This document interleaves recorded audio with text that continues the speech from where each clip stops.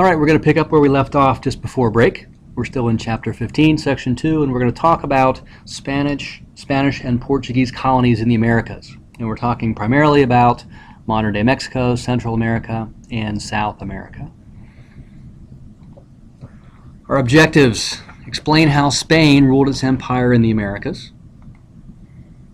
We'll look at the major features of how Spain controlled colonial society and structure in the New World.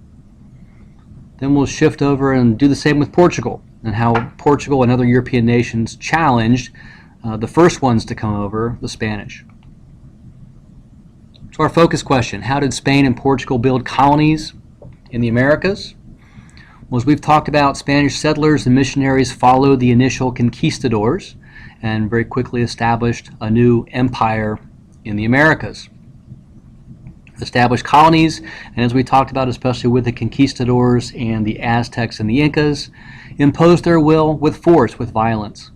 As a result, we have a blending of cultures, and we've talked about cultures blending a lot. So a blending of European and Native American cultures initially, and then as the Native American population dwindles, we have African elements with the slaves being transported as well. So by the mid-1500s, Spain controls a huge swath of the New World. It divides its lands in the New World into 4 different provinces, 2 of which we'll talk about today. The first in the north is the Viceroyalty of New Spain, covering modern-day Mexico, Central America, and the south, the Viceroyalty of Peru on the west coast of South America. Now, to govern these viceroyalties, first of all, the king wanted to have control over the New World, and he wanted to control it from Spain. So he sets up first this Council of the Indies, which is a group that would manage the New World provinces or viceroyalties from Spain. So this council is in Spain under the direct control of the king or queen. Now, in the viceroyalties themselves, he appoints viceroys who basically run the day-to-day aspects of the colony. So they would be in control here on the ground in the New World, but ultimately, again, reporting to the Council of the Indies to monitor these viceroys to make sure they didn't get too much control or too much power.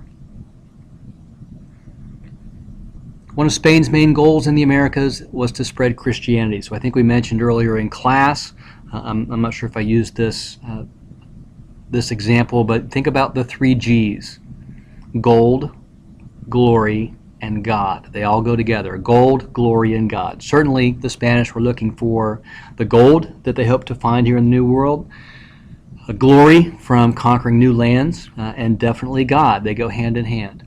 So as a result, church leaders in the New World shared authority with royal officials. So both of these entities have some power. Missionaries build churches, introduce European society, European clothing, and the Spanish language to Native Americans. And again, they're pretty aggressive in terms of how they're trying to convert natives to Christianity.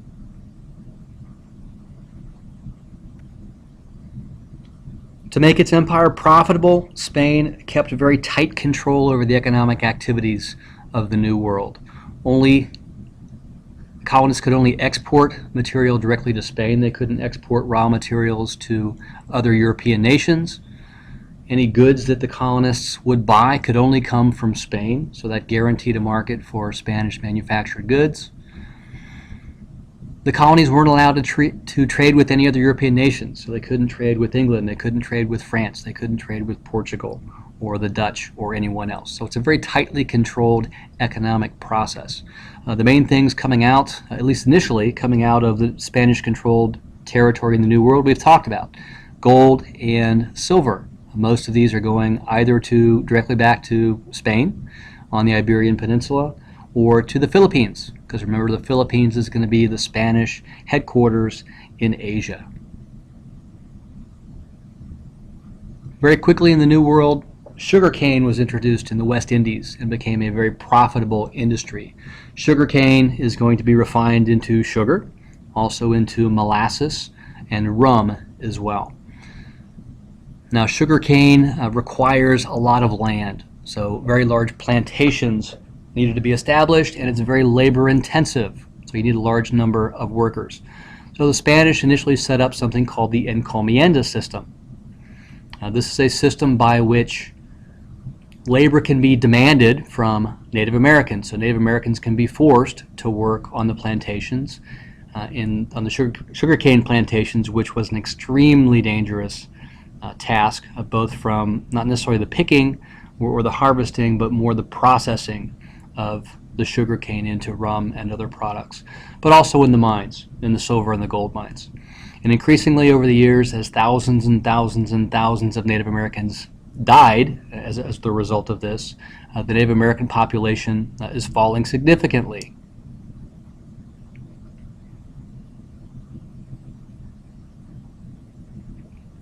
So you can see, as a result of the forced labor, the decline in the Native American population in central Mexico. So we're just looking at a part of it here, but this is characteristic of how it was across most of the territory. So say 1520, we've got about 25 million Native Americans, but just within the same century, about 1600, we're all the way down to 1 or maybe even 2 million. So significant declines in the Native American population. Now, certainly not everyone agreed with the way that the Spanish, the conquistadors, and others were treating the Native Americans and the resulting deaths and decline in the population.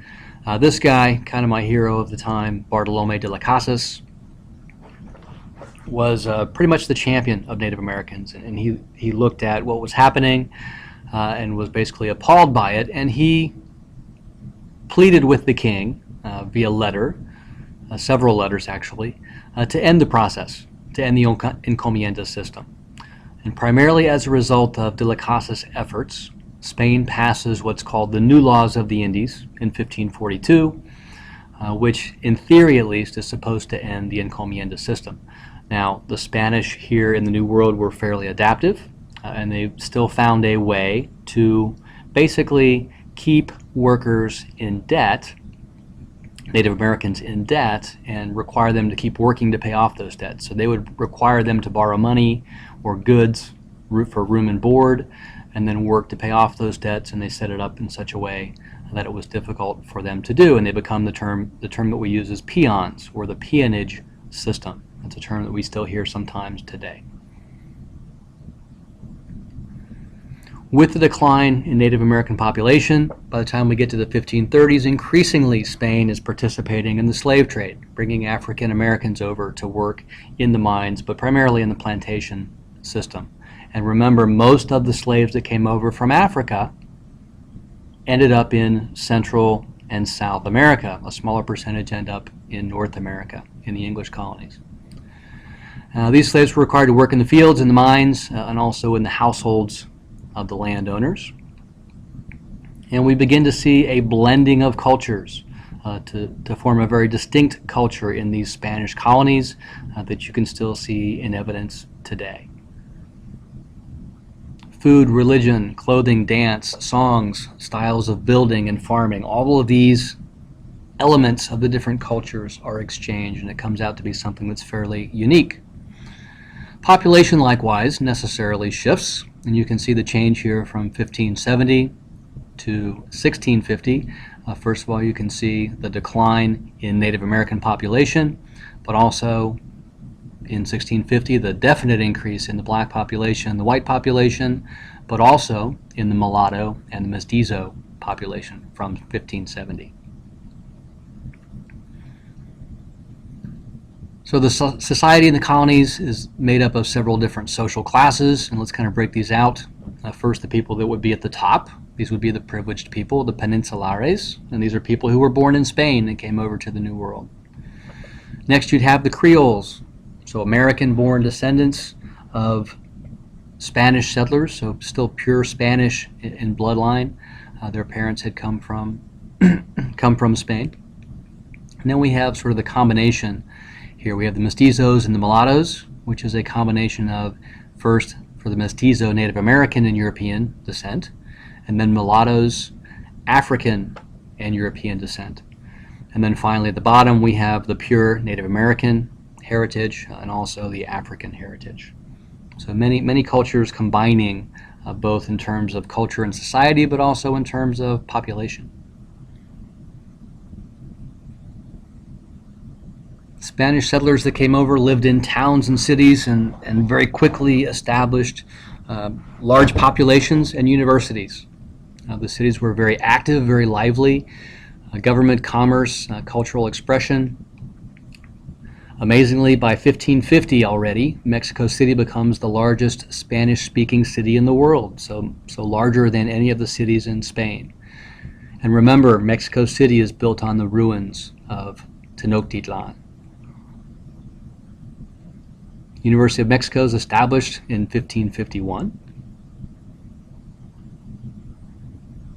Okay, let's shift gears here and talk about the Portuguese influence in the Americas. Now remember, the line of demarcation established by the Pope, and also the next year, 1594, I believe, the Treaty of the Tordesillas, where they shifted the line a little bit west so that Portugal could claim part of Brazil. Well, Portugal claims the eastern part of the continent as a result of the Treaty of the Tordesillas in 1594.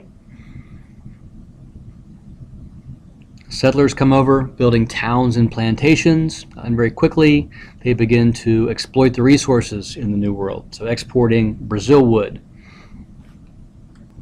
which is used to create a type of dye. And actually it was so profitable and popular that Brazil wood is what they end up naming the colony after. Also cattle, and even today if you go to Brazil or Argentina, cattle and beef is very popular, and Brazilian steakhouses, even here in the U.S., certainly in Cincinnati as well, are popular. But they also have some plantations for sugar cane. Now the success and the wealth developed primarily by the Spanish but also the Portuguese was made other European nations very envious, very jealous. So very quickly they wanted to find ways to get a piece of the action and elbow their way in to the Americas. First, we have smugglers. Remember, the Spanish tried to control trade, and the colonies weren't allowed to trade with anyone but Spain. So smugglers tried to elbow their way in and establish some illegal trade with the colonists and make some money that way.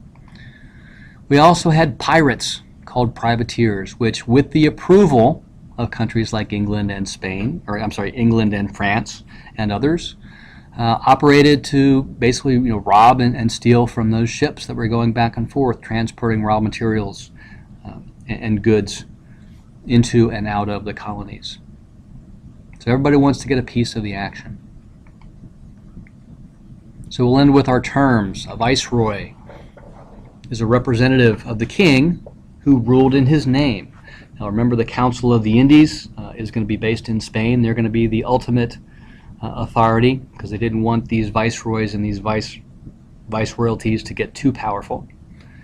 The encomienda system.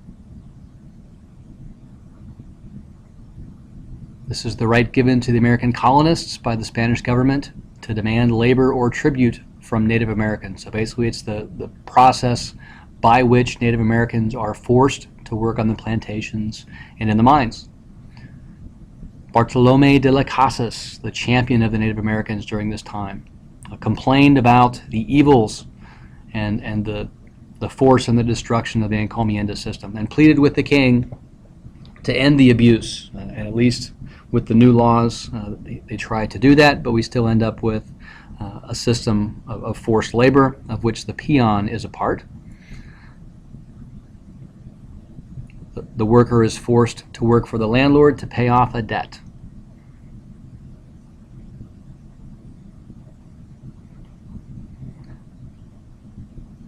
Talking about the population, peninsular or peninsulares, a member of the highest class in the colonies, and this is going to be someone who was born in Spain, purebred from Spain, and comes over.